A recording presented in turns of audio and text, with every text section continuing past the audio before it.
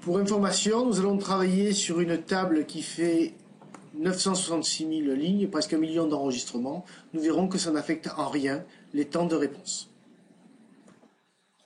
Nous nous proposons ici de calculer la consommation maximum sur le cycle de remboursement, sur le cycle de rapprovisionnement pour un composant donné. C'est-à-dire que si ici j'ai des sorties, ce qui m'intéresse, ce n'est pas le maximum d'une sortie un jour donné, mais si j'ai 10 jours pour recompléter un article, c'est combien j'ai au maximum consommé sur 10 jours.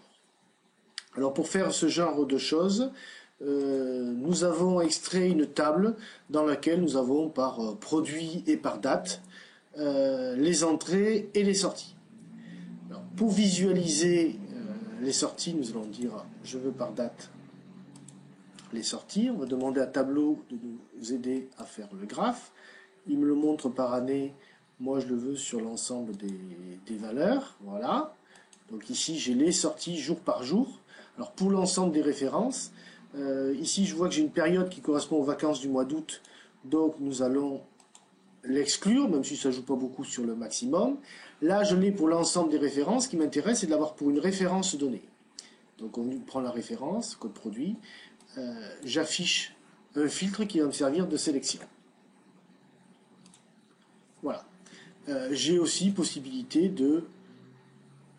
d'avoir des listes à valeur unique ou à valeur multiple et de cocher dans la liste un article. Mais ce n'est pas les sorties que je veux. Là, je veux calculer la moyenne mobile. Donc, on va dupliquer l'information. Et on va dire ici que je veux la moyenne mobile. Et elle est calculée. Alors par défaut, il calcule une moyenne mobile d'ordre 3. Nous allons faire une moyenne mobile de notre ordre, parce que par exemple notre cycle de recomplètement, il est de 5 jours ou il est de 10 jours. Donc on va faire comme ça. Donc, par exemple, si je veux quelque chose qui fasse 10 jours, voilà. J'ai 69,40 comme valeur maximum. Alors pour le lire plus facilement, on va ajouter une ligne de référence, par exemple, où on va dire que je veux le maximum, la valeur maximum qui soit affichée. C'est un peu plus facile à lire. Si j'ai une valeur que je veux exclure, il me suffit par exemple en disant ici, oui mais cette sortie correspondait à une promotion, il suffit que je la coche, que j'exclus, et je vois que c'est passé de 69,40 à 64,10. Ça veut dire que 64,10 sur un cycle de remboursement de 10 jours, d'une certaine manière, mon point de commande va être à 640. Et puis sinon, en nombre de bacs, il suffira de diviser par la taille de l'eau. Petite astuce de productivité, si j'ai des cycles, des délais de remboursement qui sont assez variables, et si j'ai pas envie de retaper systématiquement dans la formule la valeur, je peux créer un paramètre, c'est-à-dire quelque chose qui va être variable. Ici, je l'ai déjà créé, mais pour le faire, on fait créer paramètre. Donc là, je vais simplement le modifier pour montrer ce qu'il en est. Délai de remboursement, c'est un entier. La valeur actuelle, on sait que c'est 10 jours.